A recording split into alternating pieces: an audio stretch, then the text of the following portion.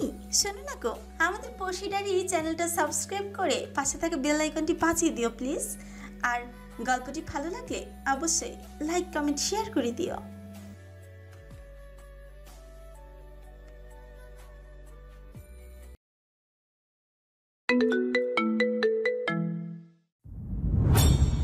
বলেই অভি চলে গেল। অভি বেরোতেই টিফিনের ব্রেক পড়লো। সবাই ক্যান্টিনে গিয়ে একটা টেবিলে বসলো। কিসের টেস্ট রে? আরে ইংলিশ টেস্ট। এর 1.5 মাস যতগুলো চ্যাপ্টার পড়েছি সেইগুলোর ওপরে একটা ক্লাস নিয়ে টেস্ট নেবে। কবে বলছে এই টেস্টের কথা? তো কিছুই পারি না। যে কয়দিন ক্লাসে পড়া দিছি চুরি করে। খাতায় অলেখা কলম দিয়ে লিখে রাখতাম, তারপর পড়া দেওয়ার সময় খাতা সামনে রেখে ব্ল্যাক সানগ্লাস পরতাম। লেখাগুলো বোঝা যেত, দেন দেখে দেখে বলতাম। পরীক্ষার সময় তো এই ভিলেন টিচার আমাদের ব্যাগ খাতা সব কেড়ে নেয়। নিজে যে কাগজ দিবে ওইটাতে লিখতে তো হবে। কি করব আমি? সরি জানো, বলতে ভুলে গেছিলাম। আমি তো কিছুই পারি না রে। 80% তো দূরের কথা, 10% পাবো কিনা সন্দেহ। আরে টেনশন করছিস কেন? আমরা তো একসাথেই বসবো, চ্যাপ্টার ভাগ করে নিয়ে পড়ি, তারপর সবাই মিলেমিশে এক্সাম দিব। সিম্পল। সে গুড়ে বালি, ওই ভিলেন যে কত বড় ভিলেন সেটা তো আর জানিস না। আমাদের 6 জনকে 6 কোণায় বসাবে, আর মেইনলি সবার প্রশ্নপত্র আলাদা আলাদা। আর কিছু শুনতে চাস? এমনি এমনি ভিলেন টিচার বলি না আমি। কিন্তু তুই তো ওই ভিলেন টিচারের প্রেমে পড়েছস। চুপ থাক, আমার টেনশনে হাত পা কাঁপছে। আমার গলা দিয়ে এখন খাবার নামবে না। ক্লাসে চল, চ্যাপ্টারগুলো দেখাই দে, দেখি কতটুকু পড়তে পারি। কি যে হবে আল্লাহ মালুম। আমাদের ক্ষুধা লাগছে। বেশি বাদে সবাই। রোদ আমার সাথে আয়, আমি দেখিয়ে দিচ্ছি। সেদিনের মতো কলেজ শেষে সবাই যে যার বাড়ি পৌঁছে গেল। শাওয়ার নিয়ে রোদেলা ইংলিশ সেকেন্ড পেপার নিয়ে বসল। একবার এই পাতা তো আরেকবার ওই পাতা উল্টাচ্ছে। হুর, কিছুই তো মাথায় ঢুকছে না। ঐশীর নাকি সব কয়টা অধ্যায় ভালোভাবে হয়েছে, ওর থেকে হেল্প নেওয়া যাক। নেহার কি অবস্থা কে জানে। ঐশী আর নেহা তো একদিকেই যায়। নেহা নিশ্চয়ই চিনে ঐশীর বাড়ি। নেহাকে নিয়ে যাই, এবং না হলে কাল ফেল মারবো। রোদেলা ওর মায়ের থেকে পারমিশন নিয়ে নেহার বাড়িতে গেল। তারপর নেহাকে বলে ওরা দুজন একটা রিক্সা নিয়ে ঐশীর বাড়ির উদ্দেশ্যে রওনা দিল। 6 থেকে 7 মিনিট পর ওরা এক বিরাট অ্যাপার্টমেন্টের সামনে আসলো।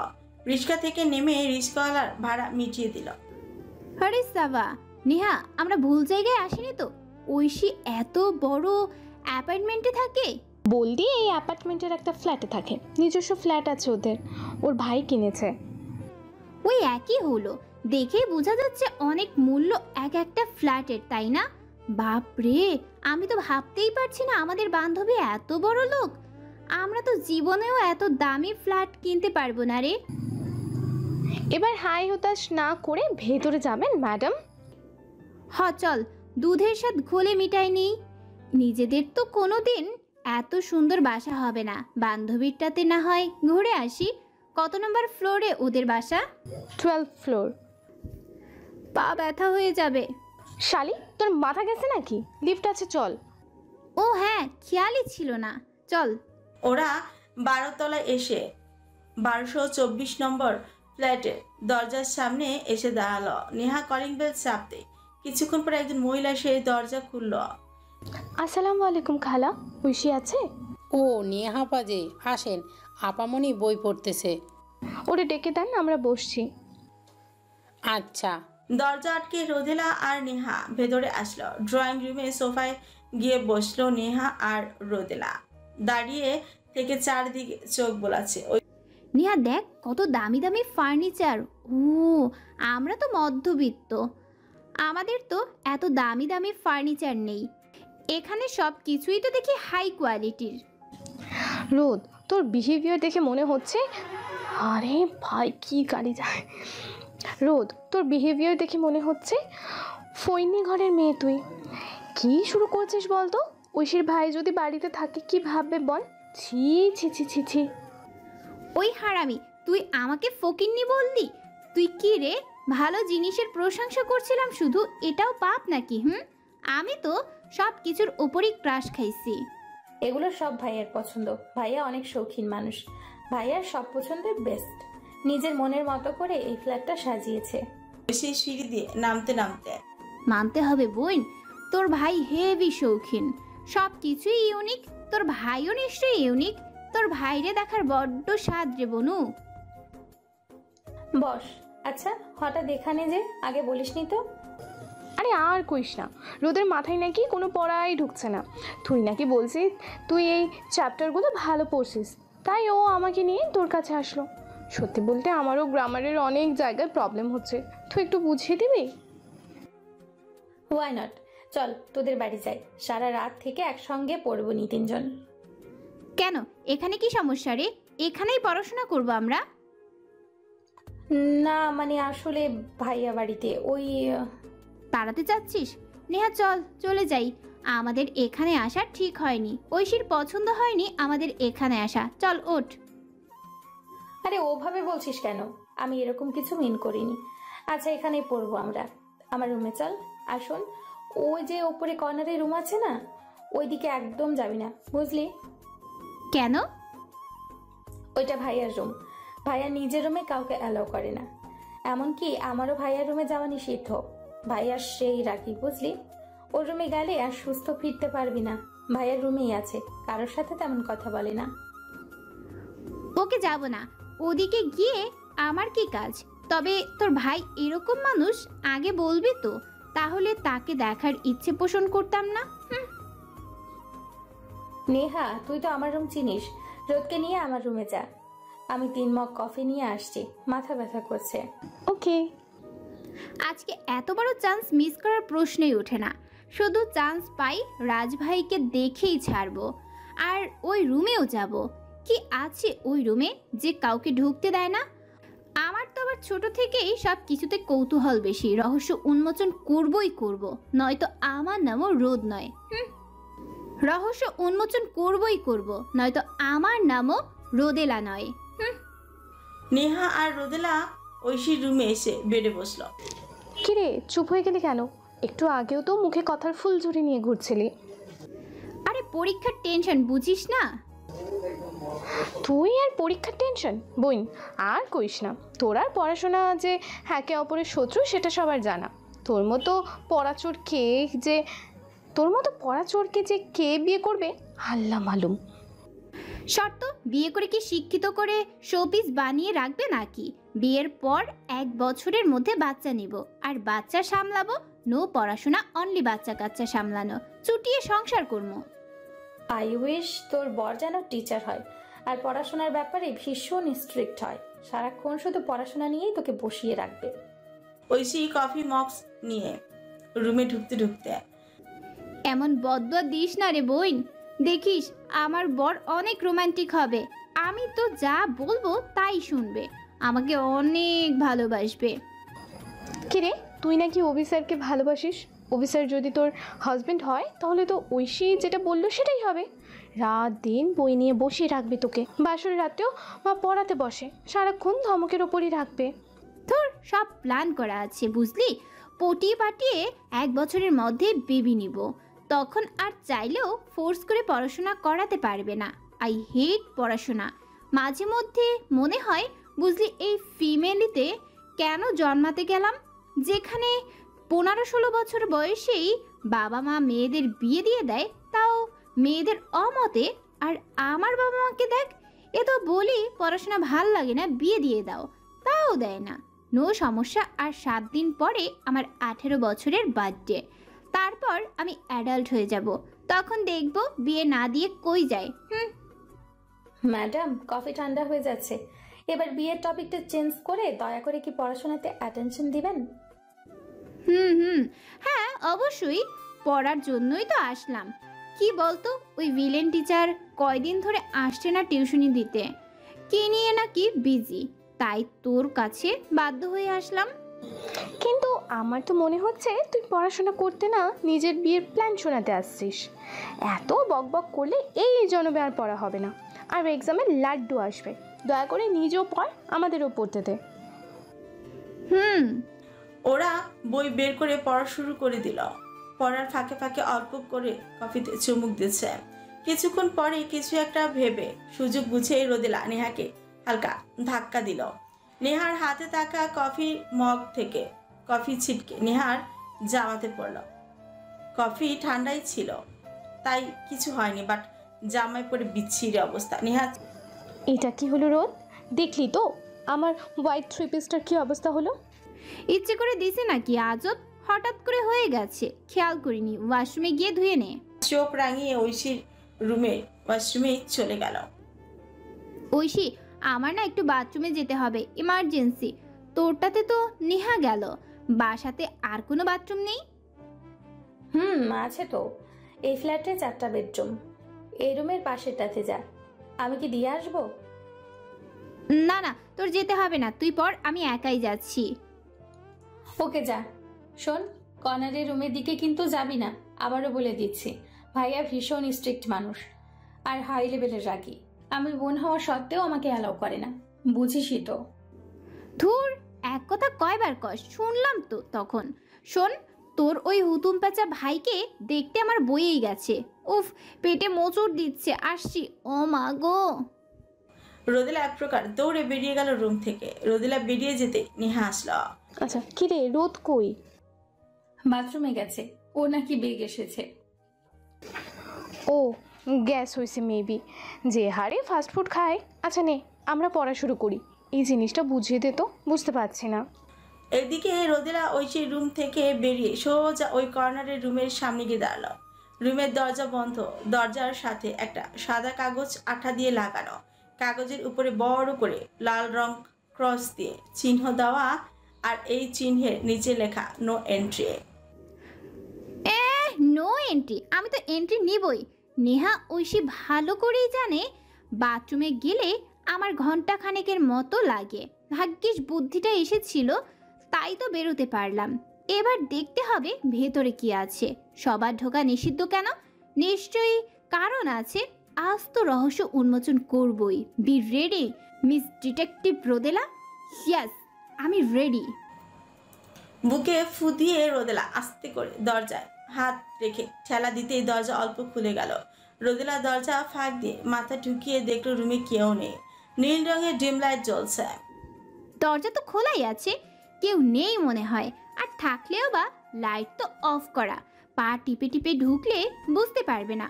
উফ রোদ, তুই কত ইন্টেলিজেন্ট! ভাবতেই গর্বে গর্বে গর্ভবতী লাগছে। এখন এত কিছু না ভেবে আগে ভেতরে ঢুকি।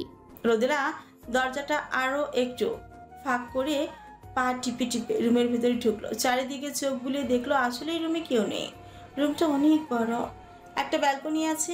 রুমের এক সাইডের কর্নারে একটা অনেক বড় বুকশেলফ, বেডে সোফার উপরে কিছু বই দেখা যাচ্ছে। একটা বড় ওয়াল আলমারিও আছে। বেডটা অনেক বড়, 4 জন আরামসে শুতে পারবে। রেডিমেড সিঙ্গেল সোফা, তার সামনে কাচের টি টেবিল।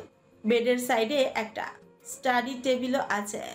রুমে ফুল টেম্পারেচার এসি চলছে, যার জন্য পুরো রুম ঠান্ডা হয়ে আছে। ঠান্ডায় কাঁপতে কাঁপতে রোদেলা বেলকুনির দিকে গেল। বেলকুনিতে একটা দোলনা আছে, আরেক সাইডে বেতের চেয়ার ও টেবিল আছে। চেয়ারের উপর একটা গিটারও রাখা আছে। এই আলোতে এতটুকু দেখতেই পেল রোদেলা। না, রুমে তো সিক্রেট কিছু চোখে পড়ছে না। তাহলে রুমে কাউকে ঢুকতে দেয় না কেন? হুতুম পেঁচা কোথাকার। আচ্ছা, রাজ ভাইয়া কি আমার ভিলেন টিচারের থেকেও রাগে নাকি? কে জানি বাবা, দেখতে তো ভীষণ ইচ্ছে করছে। অনেক গল্পতে পড়েছি এরকম বেডরুমে নাকি বেড সোজাসুজি দেওয়ালের সঙ্গে ছবি টাঙানো থাকে। এখানেও মনে হয় আছে। হুতুম পেঁচা থুড়ি রাজ ভাইয়ার ছবি মনে হয় কেন? নিশ্চয়ই আছে, দেখে আসি। রোদেলা আবারও পা টিপে টিপে বেলকুনি থেকে রুমে চলে আসলো। বেডের কাছে গিয়ে দাঁড়ালো। ওপরে তাকিয়ে দেখলো ফ্রেমে ছবি বেঁধে টাঙানো আছে, বাট এই আবছে আলোতে ফেসটা স্পষ্ট বোঝা যাচ্ছে না। একটু ভেবে নিয়ে রোদেলা বেডের উপর গিয়ে দাঁড়ালো। তারপর উকি ঝুঁকি দিয়ে ছবিটা দেখার চেষ্টা করছে। তখনই হঠাৎ করে রুমের লাইট জ্বলে উঠলো। ভয়ে রোদেলা ওভাবেই উল্টো দিকে ঘুরে চুপ করে দাঁড়িয়ে থাকলো। হাত পা কাঁপছে ওর। তুই আমার রুমে কি করছিস ঐশী? তুই জানিস না আমার রুমে কারো প্রবেশ নিষেধ? তোর সাহস কি করে হয় আমার রুমে ঢোকার? কিরে এভাবে দাঁড়িয়েছিস কেন? বল। খুব সাহস হয়েছে তাই না? সেদিনের থাপ্পড়ে কাজ হয়নি, আজকে আবার দিব নাকি? কণ্ঠটা পরিচিত লাগছে, কিন্তু পেছনে ঘোরার সাহস হচ্ছে না। রোদেলা আর ভয়ে জমে বরফ হয়ে রয়েছে। সে হঠাৎ কেউ ওর হাত ধরে টেনে বেড থেকে নিচে নামালো। রোদেলা পেছনে ঘুরে সামনে তাকাতেই ভূত! ঐশী!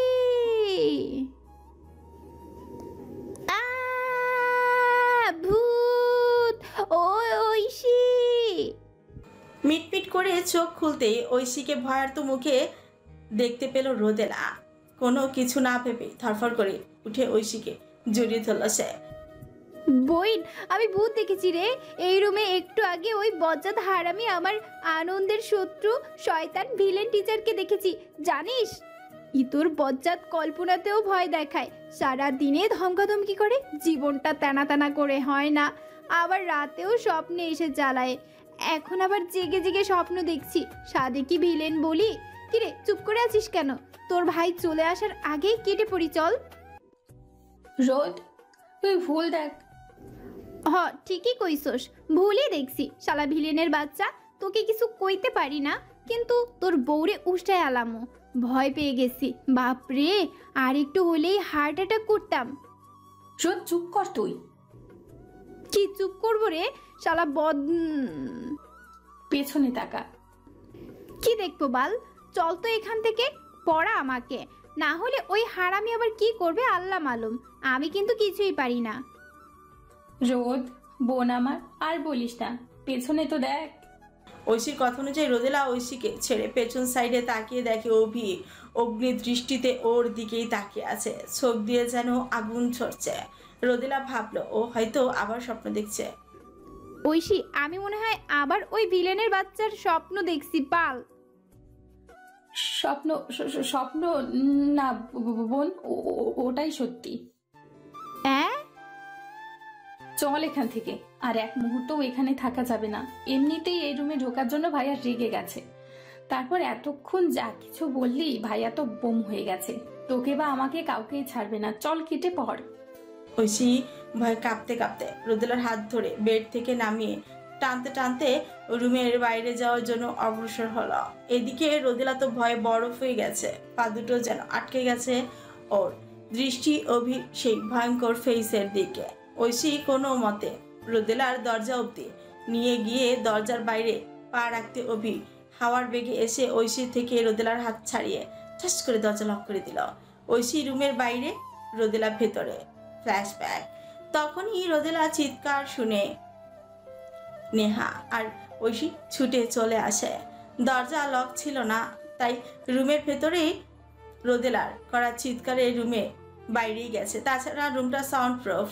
ঐশী আর নেহা দৌড়ে এসে বুঝতে পারে আওয়াজটা অভির রুম থেকে এসেছে। অভি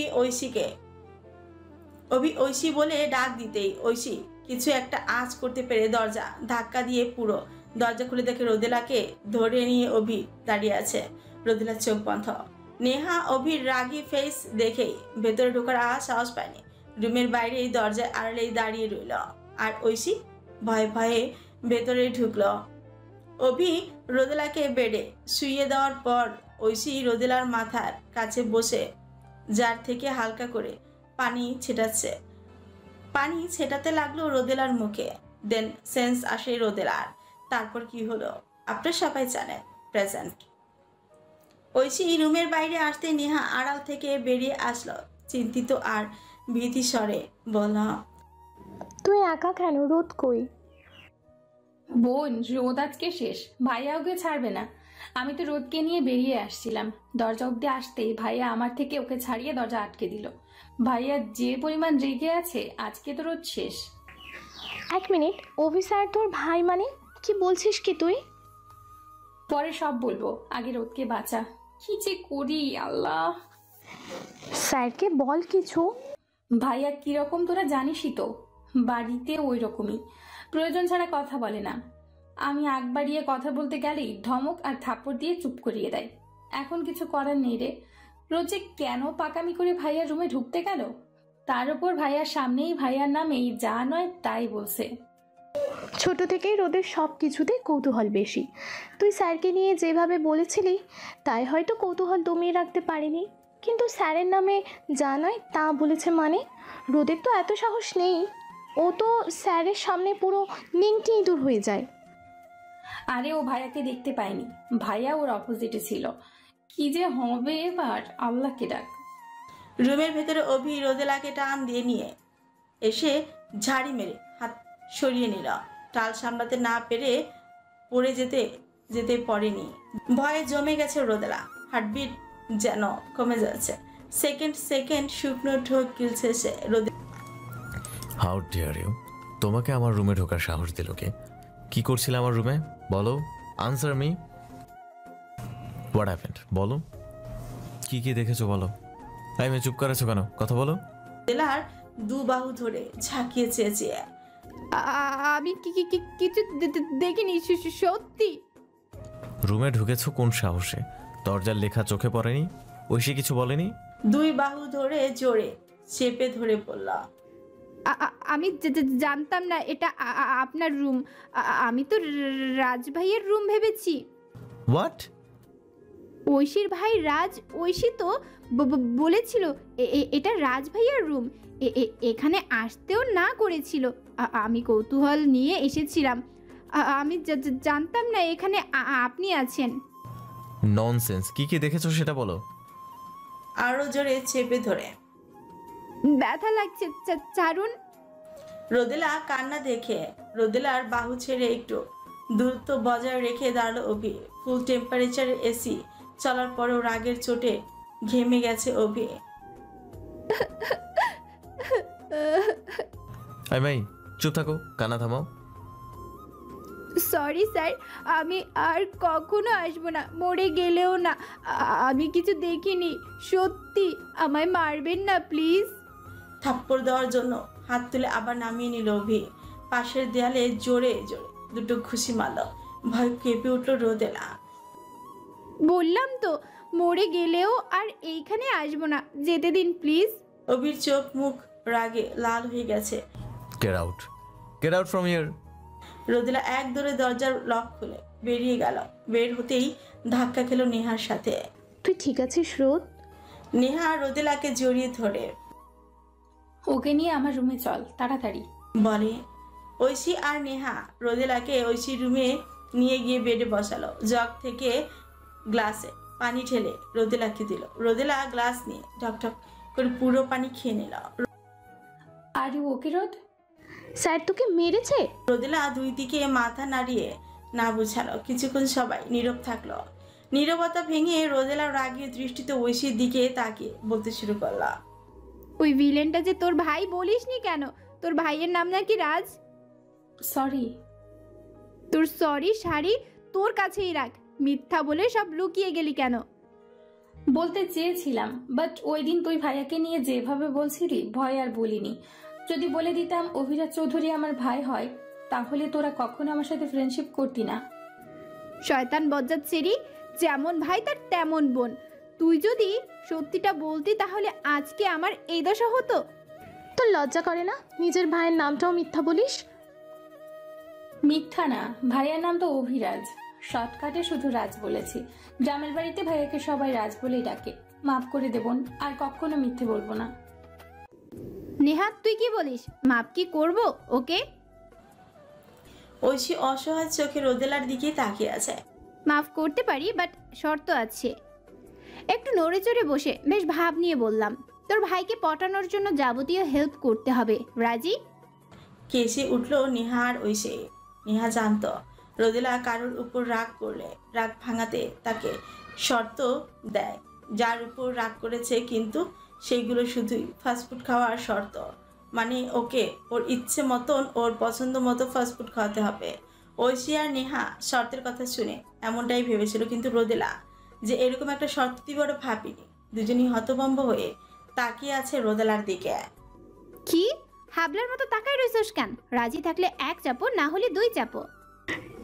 রোদ তুই সিরিয়াসলি আজকের পরেও স্যারকে? তো তোর কি মনে হয় নেহা, শয়তানের বাদশা ওই ভিলেন টিচারকে ভয় পাই বলে ভালোবাসা জানালা দিয়ে পালাবে নাকি? কখনো না। জীবনের প্রথম টু শেষ ক্রাশ বইলা কথা এত সহজে ছেড়ে দিয়ে বিবাগী দেবদাসী হমু নাকি রে? ক্রাশ যখন খাইছি বিয়া কইরা বাচ্চার বাপ বানায় তারপর সারমু। না না, সারমু না। এতদিন পড়াশোনা নিয়ে আমার জীবন তেজপাতা করছে, আমিও তেমনি বাচ্চা কাচ্চাকে ওনার ঘাড়ে চাপিয়ে চিল করমু, চিল, বুঝলি? রোদ, তুই বোনের সামনে তার ভাইকে হেনস্থা করার প্ল্যান করছিস? আরে আমারই তো। তোর ওই শয়তান ভাই তো তোকেও সহ্য করতে পারে না। তোর সুদ তুলতে ইচ্ছে করে না নাকি? করলে আমার সাথে হাত মিলাতে হবে। ইস, কবে যে বাবুর আম্মু হমু। এই শালি চুপ যা। বলি হারি, তুই মানুষও বটে। একটু আগে যে মেয়ে স্যারের ভয়ে কাঁদতে কাঁদতে ভয় কাঁপছিল, আর এখন এমন ভাব করছে যেন ও সব কিছু হয়নি। সরি বোন, তোমার স্বপ্ন পূরণ হচ্ছে না। তোমার স্বপ্ন পূরণ না হওয়ার জন্য এক বালতি সমবেদনা তোমাকে। কোন হবে না শুনি? সব হবে, অবশ্যই হবে, হতে বাধ্য। আমি বেবি নিমু, তোদের কি রে? আরে গাধি, বেবি নিতে হলে তোকে স্বামীর কাছাকাছি আসতে হবে। মানে বুঝতেই পারছিস কি বলতে চাচ্ছি। কিন্তু তুই যাকে বিয়ে করতে চাস, যার বাচ্চার মা হতে চাস, সে তো তোকে দু চোখে দেখতে পারে না, সব সময় শাস্তির ওপরই রাখে। তোকে বিয়ে করবে কেন শুনি? তার কি মেয়ের অভাব পড়েছে? আর মানলাম জোর করে বিয়ে করেও নিলি, তারপর কি করবি? স্যার তো তোকে জীবনেও কাছে টেনে নেবে না, তাহলে বেবি পাবি কই? হ্যাঁ। ঐশী আর নেহা দুজনেই হেসে গড়াগড়ি খাচ্ছে। রাগ উঠে গেল রোদেলার। এই তোরা থামবি? এত সুন্দর একটা সিরিয়াস মোমেন্টে হাসছিস কেন? বেশি হাসি পেলে বাথরুমে গিয়ে দাঁত খিলেন করে বজ্জাত সেরির দল। শোন, এত হাসার কিছু নেই। আমাকে কাছে না টানলে কি করব জানিস? শার্ট ড্রেস পরে ওনার সামনে দিয়ে ঘুরঘুর করব। যতই না চাক, পুরুষ তো ঠিকই কাছে টেনে নেবে। সেটা না হলে গল্পের নায়িকাদের মতো গোসল করে টাওয়াল জড়িয়ে ওনার সামনে দিয়ে ড্রেসিং টেবিলের সামনে বসে চুল আঁচড়াবো। তখন দেখবি ঠিক পেছন থেকে জড়িয়ে ধরবে। তারপর না, আর কম না, লজ্জা লাগে। থ্যাংক ইউ লেখিকা আপু, কত সুন্দর আইডিয়া। আহা হা হা। বজ্জাত মাইয়া, লজ্জা করে না ননদের সামনে রোম্যান্স করার প্ল্যান করতে? কিসের লজ্জা রে? তোরাই তো হেল্প করবি এসবে। আমরা তোকে রোম্যান্স করতে হেল্প? ও ভাই, কই মারো মুঝে মারো। এত দিবা স্বপ্ন দেখো না রোজ না। তোমার স্বপ্নের পুরুষ খুব শীঘ্রই অন্যর হতে চলেছে। তুমি কল্পনায় বিয়ে করে বাচ্চা কাচ্চার স্বপ্ন দেখো, আর আহিয়া ম্যাম ওদিকে স্যারকে বিয়ে করে সত্যিকারে বাচ্চা জন্ম দিয়ে দিক, আর তুমি তখন আন্টি হয়ে বাচ্চাকে কোলে নিও। ওকে? হাপ, তোকে তো না কিছু কমু না। ভালো কথা মনে করাইছোস, কিন্তু নেক্সট টাইম আর এসব কমু না, ওকে? আমি তো ওই চ্যাচটা মহিলার কথা ভুলেই গেছিলাম। ওকে যে কি করবো রে শালা, কাল থেকে টের পাবি সবাই। শালি বেহার নির্লজ্জ মহিলা, আমার হবু বাচ্চা কাচ্চার বাপের লগে প্রেম করতে আসছস? তোর পেছনেও আমার বাচ্চাদের লেলিয়ে দিব। মোট 4টা না 8টা না, হবে না, এতে 20টা বাচ্চা নিব আমি। 10টা হইল আহিয়া শয়তানের পেছনে লেলিয়ে দিব, আর বাকি 10টা এই ভিলেনের উপরে। ওফ, ভাবতেই কেমন কেমন লাগছে। কি যে সিন হবে, দুজনের মুখটা ইমাজিন করেই পেট ফেটে হাসি পাচ্ছে। এসব চিন্তা বাদ দিয়ে পড়তে বস। কালকে যে এক্সাম, ভুলে গেছিস নাকি? ভাইয়া এমনিতে যে পরিমাণ রেগে আছে, কালকে এক্সামে ভালো না করলে তোর কপালে দুঃখ আছে রোদ। এই ভালো কথা মনে করাইছো রোদ। স্যার তোকে রুমে নিয়ে গিয়ে দরজা লক করে দিল কেন রে? এই রে, এগুলা যদি বলি দুজনে মিলে পচাবে আমায়। না, এগুলো বলা যাবে না। কিছু না, এমনি ওই আর কি রেস্ট নিতে বলছিল। এত বড় কাণ্ড করার পর স্যার তোকে রেস্ট করানোর জন্য নিজের রুমে নিয়ে গেছিল? রোদেলা কিছু বলবে তার আগে ঐশী বলে উঠল, বাজে কথা রেখে নিজেরাও পড়, আমাকেও পড়তে দে। এমনিতেও প্রথম দিন ক্লাসে বেয়াদবি করার জন্য ভাইয়া বাড়িতে এসে থাপ্পড় দিছিল। কাল যদি এক্সামে খারাপ করি, ভাইয়া আমাকে ছাল ছাড়িয়ে লবণ লাগাবে। রোদেলা আর নেহা আর কথা বাড়ালো না। আসলেই পড়া হচ্ছে না, সবাই মন দিয়ে পড়তে লাগলো, কিন্তু রোদেলা তো রোদেলাই। 5 মিনিট হতে না হতেই বিছানায় গা এলিয়ে দিল। ঐশী ডাকতে গেলে নেহা আটকালো, কারণ রোদকে এখন 1000 ডাকলে উঠবে না, এটা নতুন না। রোদেলার গায়ে কম্বল টেনে দিয়ে নেহা আর ঐশী আবারও পড়ায় মনোযোগ দিল। পরদিন সকালে ঐশী ঘুম থেকে উঠে নেহা আর রোদেলাকে ডাকতে লাগলো। নেহা উঠলেও রোদেলার ঘুম ভাঙার নামই নাই। বাধ্য হয়ে গ্লাস নিয়ে নেহা পানি ধরে ছুঁড়ে মারল রোদেলার মুখে।